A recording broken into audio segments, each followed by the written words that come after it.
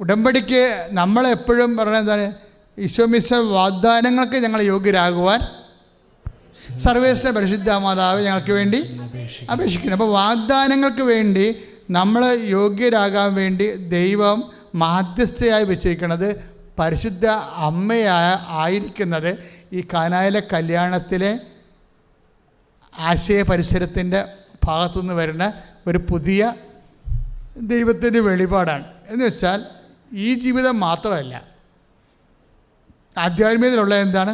വരാനിരിക്കുന്ന ജീവിതമുണ്ട്. ഈ ജീവിതം രണ്ട് കാര്യങ്ങളാണ് ഒരു മനുഷ്യനെ ഉള്ളത്. എന്താണ്? ഈ ജീവിതവും വരാനിരിക്കുന്ന ജീവിതവും. ഇത് രണ്ടിനും എന്താ വേണ്ടത്? വാഗ്ദാനമാണ് വേണ്ടത്. ഈ രണ്ട് വാഗ്ദാനം എവിടെയുണ്ട്? ആത്മീയത, ബൈബിൾ മുന്നോട്ട് വെക്കുന്ന ആധ്യാത്മികതയിലുണ്ട്. അതുകൊണ്ട് ഓരോ വിഷയം, ഇപ്പം തന്നെ ഞാനൊരു കാര്യം പറയട്ടെ. കാനായിലെ കല്യാണത്തിൽ എന്താ സംഭവിക്കുന്നത്? കാനായിലെ കല്യാണത്തിൽ സംഭവിക്കുന്നത് അവർക്ക് വീഞ്ഞ് തീർന്നു പോകുന്നു. അതാണ് സംഭവം. വീഞ്ഞ് തീർന്നു പോകുന്ന അമ്മ ഇവിടെ വിജയിക്കണം. എന്താ സംഭവം എന്നറിയാവോ? പെട്ടെന്ന് ഈ വിഷയത്തെ ദൈവ തിരുസേനയിലേക്ക് ഉയർത്താൻ വിത്തിൻ നോ ടൈം, ഒരു സെക്കൻഡ് തോട്ടില്ലാതെ പ്രൈമറി ലൈറ്റ്നിങ് റഷിങ് വന്നതാണ് ഇതിൻ്റെ വിജയമെന്ന് പറയണത്. ഇത് പറഞ്ഞ മനസ്സിലായില്ലേ? കാര്യം ഒരു വിഷയം ഉണ്ടാകുമ്പോൾ ഒരു മനുഷ്യൻ ദൈവത്തിൻ്റെ അടുത്ത് വരുന്നത് എപ്പോഴാണ്? ആശുപത്രിയിലൊക്കെ പോയി ഡോക്ടറെ കണ്ട് അവിടെ നിന്നൊക്കെ തള്ളി വീടിന് കടം വന്ന് അതിന് ലോണൊക്കെ എടുക്കാൻ നോക്കി ബാങ്കുകാരെ തള്ളി മൊത്തം തള്ളം മേടിച്ച് കഴിയുമ്പോഴാണ് കർത്താവിൻ്റെ അടുത്ത് വരുന്നത്. ഇല്ലേ? ഇവിടെയാണ് പ്രോബ്ലം. നിങ്ങൾ പരാജയപ്പെടുന്നത് ഇവിടെയാണ്. കണ്ടവനൊക്കെ പിടിച്ച് കടുത്ത് തള്ളി കഴിയുമ്പോഴാണ് കർത്താവിൻ്റെ അടുത്ത് ഒടിഞ്ഞു മടങ്ങി വരേണ്ടത്. ദിറ്റ് ഇസ് റോങ്. അമ്മ അങ്ങനെയല്ല. അവിടെയാണ് വിഷയം. അമ്മ അങ്ങനെ, ഇതാണ് അതായത് അമ്മയുടെ സ്പിരിച്വാലിറ്റി എന്ന് പറയുന്നത്. ആ ഒരു കാര്യങ്ങളെ സമീപിക്കുന്ന രീതി കണ്ട ഇമ്മീഡിയറ്റ് റഷാണ്. ബൈബിള് ഈ കാര്യങ്ങളെല്ലാം ഇപ്പോൾ വേണമെങ്കിൽ, ഇപ്പോൾ ഉദാഹരണത്തിന് ഞാനൊരു കാര്യം ചോദിക്കട്ടെ. നമ്മൾ വിശുദ്ധ ലൂക്കാസ് വിശേഷം 1:11-5 വായിച്ചേ. വിശുദ്ധ ലൂക്കാസ് വിശേഷം 11:5. ശ്രുതികടെ ഹല്ലേലൂയ. അവരോട് പറഞ്ഞു, നിങ്ങളിൽ ഒരുവന് ഒരു സ്നേഹിതനുണ്ടെന്നിരിക്കട്ടെ. അവൻ അവരോട് പറഞ്ഞു. ഈശോ ഒരു കഥ പറയണതാണ്. നിങ്ങളിൽ ഒരുവന് ഒരു സ്നേഹിതൻ ഉണ്ടെന്നിരിക്കട്ടെ. ലൂക്കാ 11:5. അർദ്ധരാത്രി അവന്റെ അടുത്ത് ചെന്ന് അവൻ പറയുന്നു എന്താ പറയണേ? സ്നേഹിത, എനിക്ക് 3 അപ്പം വായ്പ തരിക. ദാറ്റ് ഈസ് സ്നേഹിത, എനിക്ക് 3 അപ്പം വായ്പ തരിക. അവിടെ എന്താ സംഭവം? വായ്പയാണ്. ഈ കാനായിലെ കല്യാണത്തിൽ വീഞ്ഞു തീർന്നു പോകുമ്പോഴേ വായ്പ എടുക്കാനുള്ള പൊസിഷനുണ്ട് അവിടെ. കാര്യം യഹൂദൻ ചെയ്യണ പരിപാടിയാണത്. പറഞ്ഞ മനസ്സിലായില്ലേ? പക്ഷെ അമ്മയുടെ തലയിൽ ഉടനെ ഈ ലോൺ കയറത്തില്ല. ഉടനെ ലോൺ എടുക്കണമെന്ന് സംഭവം കയറത്തില്ല. അത് ക്രിസ്തുവിൻ്റെ സ്ഥാനമാണെന്ന് അമ്മയ്ക്കറിയാം. ഇതിവിടെയാണ് പ്രോബ്ലം വരുന്നത്. നമ്മൾ തമ്മിൽ അമ്മയും തമ്മിലുള്ള പ്രോബ്ലം വരണം ഇവിടെ വെച്ചാണ്. അമ്മയ്ക്ക് പെട്ടെന്ന് അതെന്താണ്? ഈ 11:5 എന്താ സംഭവിക്കണത്? ഒരു എമർജൻസിയാണ് വരണത്. ഒരുത്തൻ്റെ വീട്ടിൽ രാത്രി വേറൊരു ഗസ്റ്റ് വരികയെ. വിശുദ്ധ ലൂക്കാൻ്റെ സുവിശേഷമാണ്. അവർ ഉറങ്ങിക്കഴിഞ്ഞാണ് ആ ഗസ്റ്റ് വരുന്നത്. കർത്താവ് ആ കഥ കൊണ്ടുവന്ന് ബ്രിമ്മിലിങ്ങനെ എഡ്ജിൽ നിർത്തിയിരിക്കുകയാണ്. കാര്യം വേറെ ഒരു പണിയും നടക്കാത്ത ഒരു സിറ്റുവേഷനിൽ കൊണ്ടുവന്ന് നിൽക്കണത്. വേറെ ഒരു പണിയും വേറെ ഏതെങ്കിലും തരത്തിൽ നമുക്ക് ഒന്ന് കൈകാര്യം ചെയ്യാൻ പറ്റാത്ത രീതിയിൽ ഒരു ഇരുട്ടത്ത് കൊണ്ടുവന്ന് ആ വിഷയം നിർത്തുകയാണ്. ഇരുട്ടത്ത് നടക്കേണ്ട ഒരു കഥയാണത്, അല്ലേ? ഒരു അർദ്ധരാത്രിയാണ് നടക്കുന്നത്. അർദ്ധരാത്രി നമ്മുടെ ജീവിതത്തിൽ ഇതുപോലെ ചില സമയത്ത് നമ്മൾ ഇരുട്ടിലായി പോകും. എന്ത് ചെയ്യണമെന്ന് അറിയാൻ പാടില്ലാത്തൊരവസ്ഥയാണ് ഇരുട്ടെന്ന് പറയുന്നത്. എന്നിട്ട് ഇരുട്ടിൽ ഒരു ഗസ്റ്റ് വരികയാണ്. അപ്പോൾ ഒരു ഇരുട്ടിൽ ആകപ്പാട് ചുറ്റും ഇരുട്ട്. അപ്പോൾ ഒരു വിഷയം ഇങ്ങനെ ഡെവലപ്പ് ചെയ്ത് വരും. നമുക്കൊരു അത്യാവശ്യം ഡെവലപ്പ് ചെയ്ത് വരും. ഇപ്പം നിൻ്റെ അപ്പം തന്നെ രാത്രി നെഞ്ചുവേദന എന്ന് പറയണത് രാത്രി 2 മണിക്കായിരിക്കും. നമ്മളിതിരിട്ടായി. നമ്മളെന്താ ചെയ്യണത്? ഉടനെ തടകി കൊടുക്കും ആദ്യം. അപ്പോഴും ഭാര്യ വിശ്വാസപ്രമാണം ചെല്ലത്തില്ല. തടകാനേ അറിയാൻ പറ്റത്തുള്ളൂ. ഫിസിക്കൽ ഇതവിടെ പ്രോബ്ലം. ഇതിനെ കഴിഞ്ഞാൽ ഒരു വിഷയം ഇതിൻ്റെ ഒരു പ്രയോറിറ്റിയുടെ പ്രശ്നമുണ്ട്. ആധ്യാത്മികത എന്ന് പറയുമ്പോൾ ആദ്യത്തെ ഫസ്റ്റ് ആക്ഷൻ തന്നെ ദൈവികമായിരിക്കണം. നമ്മൾ മാതാവിലേക്ക് വളർന്നു വരുമ്പോൾ ശ്രദ്ധിക്കേണ്ട. ഇപ്പം നിങ്ങളുടെ ഭർത്താവ് 2 മണിക്ക് എഴുന്നേറ്റ് പറഞ്ഞു, ഇടി എനിക്കത് നെഞ്ചുവേദന എടുക്കണമല്ലോ അടിയായിരുന്നു. അപ്പോൾ ഉടനെ നിങ്ങളെന്താ പറയണത്? ഗ്യാസായിരിക്കും, നിങ്ങൾക്ക് കഴിയാൻ കുഴപ്പമാണെന്നറിയാം. എന്നാലും നിങ്ങൾ ചുമ്മാ ആശ്വസിപ്പിക്കാൻ പറയും, ഗ്യാസ്. മനുഷ്യൻ്റെ പൊളി വർത്താനം ആദ്യം പറയും, ദൈവവചനമല്ല പറയണത്. എന്താ പറയണത്? ഗ്യാസായിരിക്കും എന്ന് പറഞ്ഞുകൊണ്ട് നെഞ്ചിട്ട് ചവിട്ടി തീരുമാനം തുടങ്ങും. എന്നിട്ട് ആരോടും പറയും, ഓട്ടോ വിളിക്കാൻ പറയും, അല്ലേ? ആ ഒരു പൊസിഷൻ, ഈ ഒരു മോഡ് ഓഫ് ഓപ്പറേഷനിൽ നിന്ന് നിങ്ങൾ രക്ഷപ്പെടണം.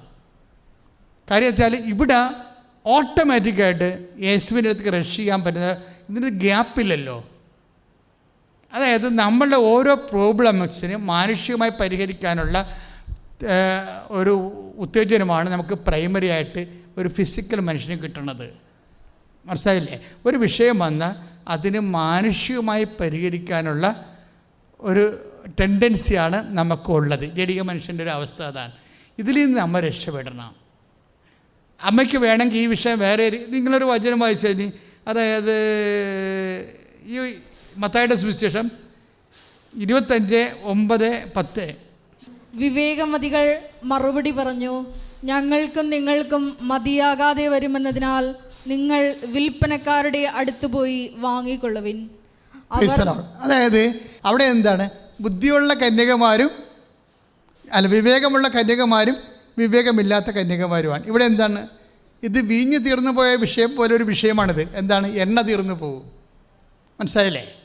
ഇവിടെ എണ്ണ തീർന്നു പോവുകയാണ്. എണ്ണ തീർന്നു പോകുമ്പോൾ പെട്ടെന്ന് എമർജൻസി ആയിട്ട് ഷൂട്ടപ്പ് ചെയ്യണ ആ രീതി എന്താ? വ്യാപാരികളുടെ അടുത്ത് പോയി വാങ്ങിക്കൊള്ളാൻ പറയും. അമ്മയ്ക്ക് വേണമെങ്കിൽ അമ്മയുടെ തല ഈ സാധനം വരത്തില്ല. കാര്യം ഇവർ ഫുൾ ഓഫ് ഗ്രേസ് ആയത് കാരണം ഇങ്ങനെയുള്ള മുടന്തം പരിപാടിയൊന്നും വരത്തില്ല പെട്ടെന്ന്. ഇവിടെയാണ് വിഷയം. ഉടമ്പടിയിലേക്ക് നമ്മൾ പോകുമ്പോൾ അമ്മയുടെ ഒരു മൈൻഡ് സെറ്റ് നിങ്ങൾ അറിയാതെ രൂപപ്പെടുത്തിയെടുക്കാൻ വേണ്ടി പ്രാർത്ഥിക്കണം. കാര്യം പ്രൈമറി ഇപ്പം നിങ്ങൾക്ക് ട്രാൻസ്ഫർ വന്നെന്ന് വിചാരിച്ചോ, ട്രാൻസ്ഫർ വരുമ്പോൾ തന്നെ നിങ്ങൾ വിചാരിക്കും, ഇത് ഈ വിദ്യാഭ്യാസ വകുപ്പല്ലേ, അപ്പോൾ അതിൻ്റെ അകത്ത് ഏരിയ സെക്രട്ടറിനെ പോയി കാണാമെന്നായിരിക്കും നിങ്ങൾ ആദ്യം ചിന്തിക്കേണ്ടത്. അയാൾക്ക് വല്ല കൈ മണക്കം കൊടുത്തിട്ട് ട്രിവാൻഡ്രത്ത് എവിടെ ഇത് കൈകാര്യം ചെയ്യണം, ആ ഓഫീസിൽ പോയിട്ട് ഒരു 50,000 പിടിപ്പിച്ചിട്ട് എങ്ങനെയെങ്കിലും സാധനം ഊരാ, എന്നിട്ടാണ് നിങ്ങൾ വന്ന് ഉടമ്പടി ചെയ്യണമെങ്കിൽ പണി കിട്ടാൻ സാധ്യതയുണ്ട്. കാര്യം എന്താണ്? പ്രൈമറി നിങ്ങൾ വെച്ചിരിക്കുന്നത് ദൈവത്തിനല്ല, പിന്നെ എന്താണ്? പാർട്ടിനെ സെറ്റ് ചെയ്തിരിക്കുന്നത്. ഞാൻ പാർട്ടി എന്ന് പറയുകയല്ല, എല്ലാ പാർട്ടികൾക്കും ഇതുപോലെയുള്ള സിനിമ സംവിധാനമുണ്ട്. ഫ്രീ ആയിട്ട് ചെയ്യുന്നവരുണ്ട്, പാർട്ടിക്ക് നിങ്ങൾ ഫണ്ട് വാങ്ങി ചെയ്യുന്നവരുണ്ട്. CPM മാത്രമല്ല, BJP ആയാലും കോൺഗ്രസ് ആയാലും എല്ലാം ഇതിൻ്റെ അകത്തൊക്കെ ഒരു നടപടിക്രമങ്ങളുണ്ട്. പാർട്ടി ബേസ് ആണെങ്കിൽ നടപടിക്രമങ്ങളുണ്ട്. ഞാൻ പാർട്ടി ബേസ് എന്നാണ് പറഞ്ഞത്. ആ വിഷയം സെറ്റ് ചെയ്യുന്ന രീതികളാണ്. പക്ഷേ നിങ്ങളുടെ വിഷയത്തിൽ പെട്ടെന്ന് നിങ്ങൾ വിചാരിക്കും, ട്രാൻസ്ഫർ അങ്ങനെയാണെങ്കിൽ നമ്മുടെ കൂട്ടുകാരൻ അല്ലെങ്കിൽ നമ്മുടെ ഫ്രണ്ട് ജില്ലാ കമ്മിറ്റി മെമ്പറാണ്, അവനുമായിട്ട് സംസാരിക്കാം എന്ന് വെച്ചാൽ ഞാൻ ഉദ്ദേശിച്ചത് എന്താണ്? മാനുഷികമായിട്ട് ഈ വിഷയം സെറ്റ് ചെയ്യാനാണ് ആദ്യമേ നമ്മുടെ തലയിൽ വരണത്. ആദ്യം ഇങ്ങനെ വന്നു കഴിഞ്ഞാൽ സ്വാഭാവികമായിട്ടിത് നിങ്ങൾ ആദ്യം ദൈവത്തിനല്ലല്ലോ ആശ്രയിച്ചത്. അവിടെയാണ് പ്രശ്നം. ആദ്യം നിങ്ങൾ ദൈവത്തിനല്ലല്ലോ ആശ്രയിച്ചത്. ഇപ്പോൾ അവരെന്താ പറയണത്? എണ്ണ തീർന്നു പോയി. എണ്ണ തീർന്നു പോയപ്പോൾ 25:9 മത്തായി സുവിശേഷം എന്താ പറയണത്? വ്യാപാരികൾ അടുത്ത് പോയി വാങ്ങിക്കൊള്ളാൻ. അത് നടക്കണ കാര്യമാണോ? ഈ രാത്രി 2 മണിക്ക് ഏത് വ്യാപാരി തുറക്കാനാണ്? ഒരു വ്യാപാരിയുടെ അവസ്ഥയല്ലേ പറഞ്ഞത്? ഞാനും കുഞ്ഞുങ്ങൾ കിടപ്പിലാണെന്നല്ലേ മറ്റേ വ്യാപാരി പറഞ്ഞത്. അപ്പം തീർന്നു അപ്പമില്ലെന്ന് പറഞ്ഞപ്പോൾ അപ്പത്തിൻ്റെ കടയിൽ പോയില്ലേ അയാൾ? നമ്മൾ ആദ്യം വായിച്ചില്ലേ 11:5 ലൂക്കാൻ്റെ സുവിശേഷം? അയാൾ അത് വ്യാപാരിയാണ്. ആ വ്യാപാരി എന്നെ സംബന്ധിച്ചാൽ അയാളുടെ രാത്രി ഉറക്കം തന്നെയല്ല, അയാളുടെ കുഞ്ഞുങ്ങളൊക്കെ അയാളുടെ പെട്ടിലേക്ക് ചുറ്റിപ്പിടിച്ച് കിടക്കുകയാണ്. അയാളെങ്ങാനും പൊങ്ങി വന്നാൽ പിള്ളേരും കൂടെ പൊങ്ങും, പിള്ളേരിൽ നിന്ന് നിലവിളിക്കാൻ തുടങ്ങുമ്പോൾ നടക്കത്തില്ല. അയാൾ പറഞ്ഞ് നടക്കത്തില്ല. അപ്പം ഇല്ലപ്പോൾ പട്ടിണി കിടക്കാൻ പറഞ്ഞു. എൻ്റെ കുഞ്ഞുങ്ങൾ എഴുന്നേറ്റാൽ പിന്നെ അതുങ്ങൾ ഉറങ്ങുമ്പോൾ പിന്നെ ഒരു കാലമാകും, അതുകൊണ്ട് നടക്കത്തില്ലെന്നാണല്ലോ പറയണത്. ഇപ്പോൾ രാത്രി വിളിയും കാര്യങ്ങളൊക്കെ നടക്കത്തില്ല. ഇപ്പോഴും എന്താ പറയണത്? നിങ്ങൾ വ്യാപാരികളുടെ അടുത്തേക്ക് പോയി വാങ്ങാൻ, അതിൻ്റെ രാത്രിയാണ്. മാനുഷികമായ തീരുമാനങ്ങളിലൂടെ നിങ്ങളുടെ വിഷയം നിങ്ങൾ പരിഹരിക്കാൻ തീരുമാനിച്ചാൽ നിങ്ങളുടെ ആത്മാവ് അപ്പോഴ് രാത്രിയിലായിരിക്കും, പകലായിരിക്കത്തില്ല. മറിയത്തിൻ്റെ ആത്മാവ് എപ്പോഴും പകൽ ആയിരിക്കും. എന്താ കാര്യം? ആദ്യത്തെ ഈ ഇടി തന്നെ, റഷ് തന്നെ യേശുവിൻ്റെ അടുത്തേക്കാണ്, വ്യാപാരികളുടെ അടുത്തേക്കല്ല.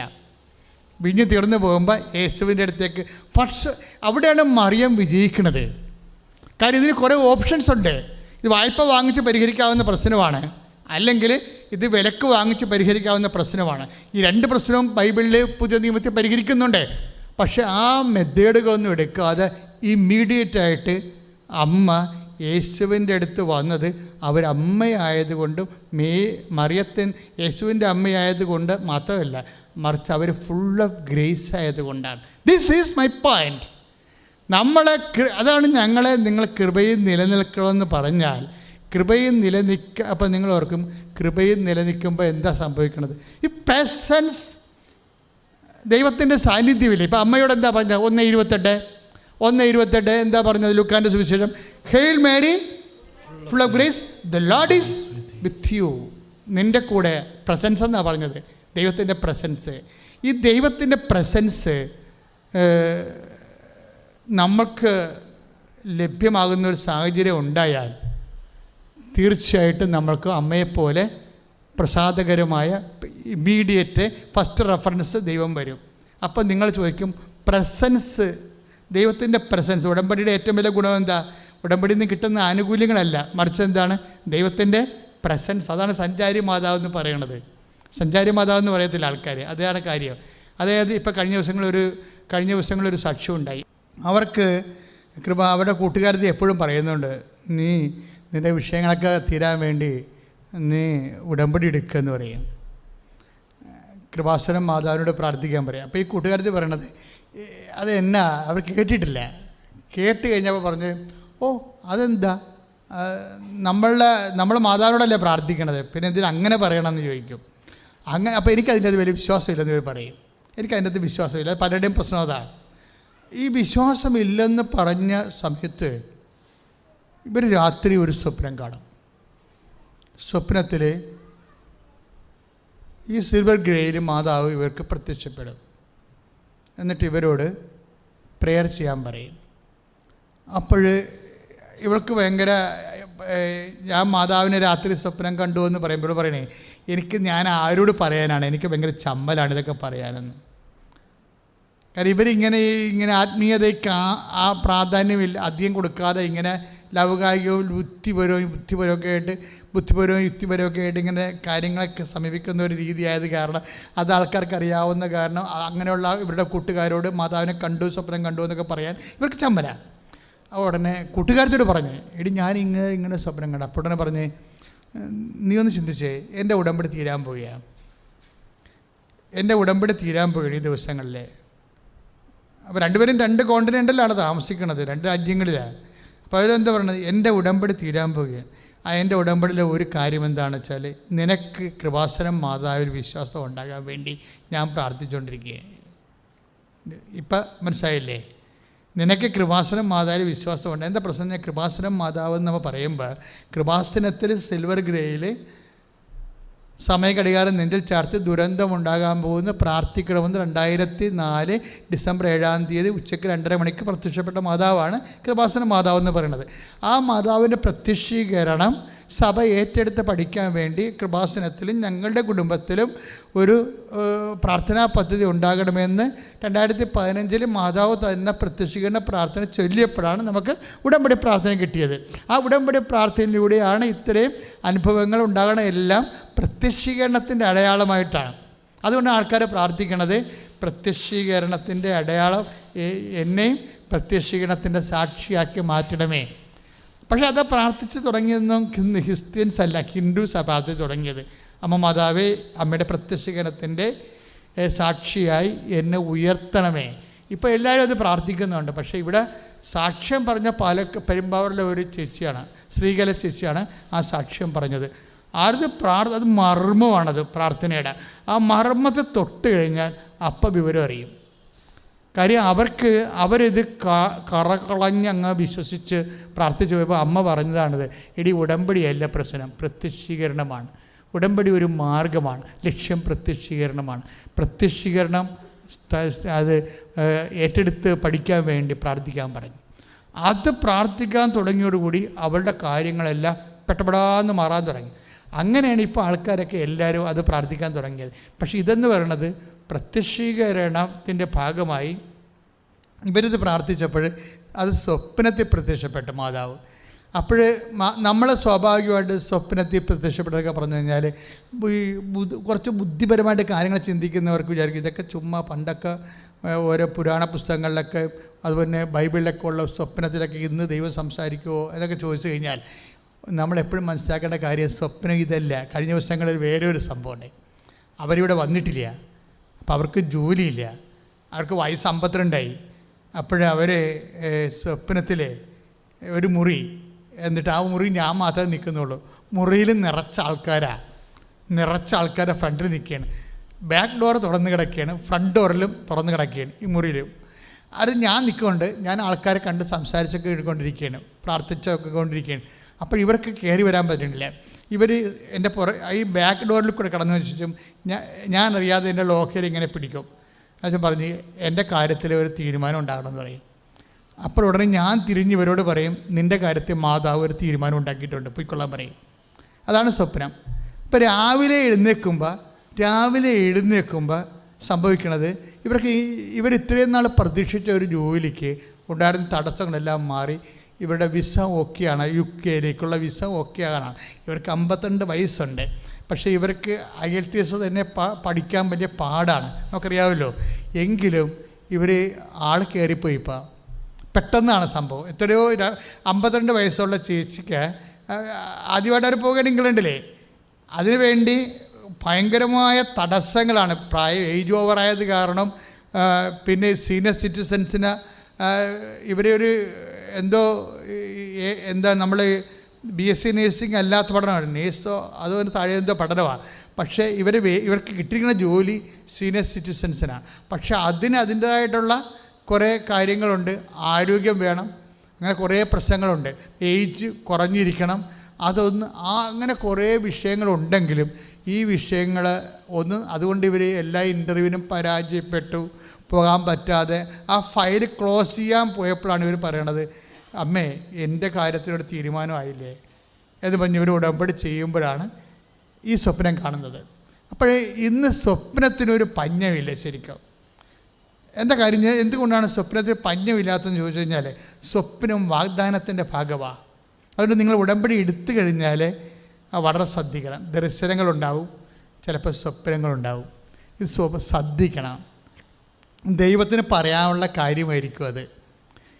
കാരണം നിങ്ങളുടെ പിതാക്കന്മാർ ഇപ്പം ജോയേലില്ലേ, അപ്പം ജോയേൽ ഈ സഭ തന്നെ അഭിഷേകം പ്രാപിച്ച് രക്ഷാ സങ്കേതത്തിലേക്ക് കടക്കുന്ന മുമ്പ് പത്രോസ് തൻ്റെ പ്രസംഗത്തിന് വേണ്ടി പറയുന്നത് എന്താണ്? ജോയേലിൻ്റെ പ്രവചനങ്ങളാണ്. പ്രവചനങ്ങളിലെല്ലാം വാഗ്ദാനങ്ങളുണ്ട്. ആ വാഗ്ദാനം എന്താണ്? നിങ്ങളുടെ പിതാക്കന്മാർ സ്വപ്നം കാണുന്നതാണ്. ജോയേൽ 2:28 നിങ്ങളുടെ പിതാക്കന്മാർ സ്വപ്നങ്ങൾ കാണും, യുവാക്കന്മാർക്ക് ദർശനങ്ങളുണ്ടാകും. അപ്പോൾ 2 തരത്തിൽ ദൈവം നമ്മളോട് സംസാരിക്കും. സ്വപ്നത്തിലൂടെ സംസാരിക്കും, പിന്നെന്താണ്? ദർശനങ്ങളിലൂടെ സംസാരിക്കും. ദർശനം എന്നൊക്കെ പറയണത് നമ്മൾ സിനിമ കാണുന്ന പോലെ കാണും. ദർശനം കാണുന്നത് വെച്ചാൽ നമ്മുടെ ഉള്ളിൽ നമ്മളൊന്നും അറിയത്തില്ല, നമ്മൾ കണ്ടോണ്ടേ ഇരിക്കും ഈ സംഭവം. കഴിഞ്ഞ ആ സാക്ഷ്യം എന്താ, എപ്പോഴും ഞാൻ പറയുന്ന ഒരു സാക്ഷ്യമാണ്. അതായത് CRZ ബ്ലോക്കുള്ള ചേച്ചിയാണ്. CRZ എന്ന് പറഞ്ഞാൽ എന്താണ്? Coastal regulation act. അവർക്ക് വീട് വെക്കാൻ അവിടെ പുഴയോരത്താണ് താമസിക്കുന്നത്. അത് ഉറഞ്ഞു പോയി, ഇനി അവിടെ വീട് വെക്കാൻ പറ്റത്തില്ല. പക്ഷെ അവർക്ക് വേറെ സ്ഥലമില്ല. അവർ വേറെ സ്ഥലത്ത് കൊണ്ടുപോയി, അവരുടെ അടുത്തുള്ള സ്ഥലത്ത് കൊണ്ടുപോയി വീട് വെക്കുമ്പോൾ 1 മീറ്റർ 2 മീറ്റർ പുഴയോരത്തേക്ക് 20 മീറ്റർ വേണ്ടേ? 20 മീറ്റർ കഴിഞ്ഞല്ലേ വീട് വെക്കാൻ പറ്റത്തുള്ളൂ. അത് കയറി നിൽക്കുകയാണ്. അപ്പോൾ പഞ്ചായത്ത് സെക്രട്ടറി 7 മാസമായിട്ട് കൊടുക്കത്തില്ല. പഞ്ചായത്ത് സെക്രട്ടറി 7 മാസമായിട്ട് കൊടുക്കത്തില്ല. കാര്യം എന്താണ്? CRZ ലംഘിച്ച് നിൽക്കുകയാണ്. കൊടുത്ത ആരെങ്കിലും കംപ്ലയിൻറ്റ് ചെയ്താൽ അയാളുടെ ജോലി തെറിക്കും. അതുകൊണ്ട് അയാൾ ചെയ്യത്തില്ല. ആ കിട്ടത്തില്ലെന്ന് ഉറപ്പായി കഴിയുമ്പോൾ, വീടിന് നമ്പർ കിട്ടാത്തില്ലെന്ന് ഉറപ്പായി കഴിയുമ്പോൾ ഈ വലിയമ്മ വന്ന് സാക്ഷ്യം ചെയ്യും. വലിയമ്മ വന്ന് ഉടമ്പടി ചെയ്യും. ഉടമ്പടി ചെയ്ത് കഴിഞ്ഞിട്ട് വീട്ടിൽ ചെല്ലുമ്പോൾ ഇവർക്ക് ഒരു ധാരണ വരും. എന്താ കാര്യം? ഇപ്പം നിങ്ങളല്ലേ, ഇപ്പോൾ നമ്മൾ ഇവിടെ മനസ്സിൽ തോന്നും, ഈ ഉടമ്പടി തിരികൾ, പച്ച നീരൻ തിരികൾ കൊണ്ടുപോയി പുതിയ വീട്ടിൽ, ഈ നിയമം ലംഘിച്ച് വെച്ചിരിക്കുന്ന വീട്ടിൽ കൊണ്ടുപോയി കത്തിച്ച് വെക്കാൻ. ഉടനെ ചേർത്ത് കൊണ്ടുപോയി അവിടെ കൊണ്ട് കത്തിച്ച് വെച്ചിട്ട് പ്രത്യക്ഷീകരണ പ്രാർത്ഥന ചൊല്ലും. പ്രത്യക്ഷീകരണ പ്രാർത്ഥന ചെല്ലുമ്പോൾ അവർക്കുടനെ പച്ചപ്പൂക്കൾ അടർന്ന് വീഴും. ദർശനമാണത്. പച്ചപ്പൂക്കൾ അടർന്നു വീഴും. അതവർക്ക് കാണാം, പച്ചപ്പുകൾ അടർന്നു വീണത്. അത് സ്വപ്നമല്ല, ദർശനമാണ്. ഇവർ പിറ്റേ ദിവസം വന്ന് നേരെ പഞ്ചായത്തിൽ പോയിട്ട് പറയും, സാറേ എന്ന് വിളിക്കണമെമ്പോൾ തന്നെ സെക്രട്ടറി പറയും, ചേട്ടത്തി ഇതേ നിങ്ങളുടെ നമ്പർ എഴുതി വെച്ചിട്ടുണ്ട്, എടുത്തിട്ട് പോയിക്കാൻ പറയും. ഇത്രയും സ്പീഡാണിത്. ആ സാക്ഷി നിങ്ങൾ എപ്പോഴും ഉടമ്പടി നിൽക്കുമ്പോൾ 2 സാക്ഷ്യമെങ്കിലും ഒരു ദിവസം കേൾക്കണം. 2 സാക്ഷ്യമെങ്കിലും. എന്താ കാര്യം വെച്ച് കഴിഞ്ഞാൽ ഈ നിയമപരമായിട്ട് കിട്ടാൻ സാധ്യതയില്ലാത്തൊരു വിഷയമാണിത്. പക്ഷേ നിയമപരമായിട്ട് കിട്ടാത്തതാണെങ്കിലും ഉടമ്പടി ചെയ്യുമ്പോൾ സ്വാഭാവികമായിട്ട് നടക്കാത്ത കാര്യങ്ങളെ ദൈവം നടത്തുന്ന ദൈവമാണെന്ന് അറിയാൻ വേണ്ടിയാണ് പച്ചപ്പൂക്കൾ പ്രതീകമാണ്. എന്താണ്? പച്ചപ്പൂക്കൾ ഇല്ലല്ലോ, പ്രകൃതിയിലില്ലല്ലോ. പ്രകൃതിയിൽ നീലപ്പൂക്കളും മഞ്ഞപ്പൂക്കളും ചുവപ്പ് പൂക്കളൊക്കെ അല്ലേ ഉള്ളൂ, വെള്ളപ്പൂക്കളേ ഉള്ളൂ. പച്ചപ്പൂക്കൾ കുറവായിരിക്കും, വളരെ 1% കാണത്തുള്ളൂ. എന്ന് വെച്ചതിൻ്റെ അർത്ഥം എന്താണ്? നിയമപരമായിട്ട് സ്വാഭാവികമായിട്ട് ഈ സംഭവം നടക്കത്തില്ല. കാര്യം എന്താണ്? നിൻ്റെ നിയമം ലംഘിച്ച് എൻക്രോച്ച് ചെയ്ത് നിൽക്കുകയാണ്, ഗവൺമെൻറ് ഭൂമിയിലേക്ക് നിൽക്കുകയാണ്, അത് കിട്ടത്തില്ല. അതേസമയം സ്വാഭാവികമായിട്ട് നിയമപരമായിട്ട് കിട്ടിയില്ലെങ്കിലും മെറിറ്റായിട്ട് കിട്ടത്തില്ല. പിന്നെന്തായിട്ട് കിട്ടണത്? ഗ്രേസ് ആയിട്ട് കിട്ടും. മെറിറ്റായിട്ട് കിട്ടാത്ത കാര്യങ്ങൾ ഉടമ്പടി എപ്പോഴും നമ്മൾ Ephesians 2:8 എന്താ പറയണത്? നിങ്ങളുടെ യോഗ്യതയാലല്ല, പിന്നെ എന്താണ്? ദൈവത്തിൻ്റെ കൃപ കൊണ്ട്. ഇപ്പം എപ്പോഴും ശ്രദ്ധിക്കേണ്ടത്, നമ്മുടെ ജീവിതത്തിൽ കാര്യങ്ങൾ നടക്കുന്നത് 2 പവറിലാണ്. ഒന്നെന്താണ്? By merit. രണ്ടാമത്തെ എന്താണ്? By grace. അപ്പം നമ്മൾ ഈ ഉടമ്പടി എവിടെയാണ് ടാർഗറ്റ് ചെയ്യണത്? മെറിറ്റിലല്ല, ഗ്രേസിലാണ്. ഗ്രേസിൽ അതായത് വരപ്രസാദത്തിലാണ് നിങ്ങളത്. അതായത് നമ്മൾ എപ്പോഴും ശ്രദ്ധിക്കേണ്ടത്, നമ്മളൊരു കാര്യം നടന്നില്ലെങ്കിൽ അതിൻ്റെ അർത്ഥം മെറിറ്റിൽ നടക്കത്തില്ലെന്ന് അതിൻ്റെ അർത്ഥം. നടക്കത്തേ ഇല്ലെന്നല്ല അതിൻ്റെ അർത്ഥം. ഒരു വിഷയം നടന്നില്ലെങ്കിലേ, ശ്രദ്ധിച്ച അച്ഛൻ പറഞ്ഞ കേൾക്കണ്ട, അതായത് ഒരു വിഷയം നടന്നില്ല എങ്കിൽ അതിൻ്റെ അർത്ഥം മെറിറ്റിൽ നടക്കത്തില്ലെന്നാണ്. നടക്കത്തേ ഇല്ലെന്നല്ല, ഗ്രേസിൽ നടക്കും. അതാണ് Ephesians 2:8. Not by merit but by grace.